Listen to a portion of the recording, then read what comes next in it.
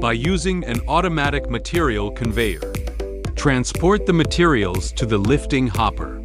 Its unique outer slide track design ensure no jamming when closing the door. Then the material enters the mixer. By controlling the system, the mixer starts stirring. Working principle of stirring blade revolution plus rotation. Stir the material evenly, mixing without dead corners.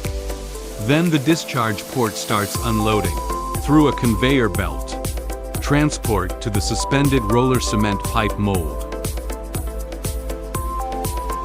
Start manufacturing suspended roller cement pipes. Put the cement pipe into the steam pool. Perform maintenance.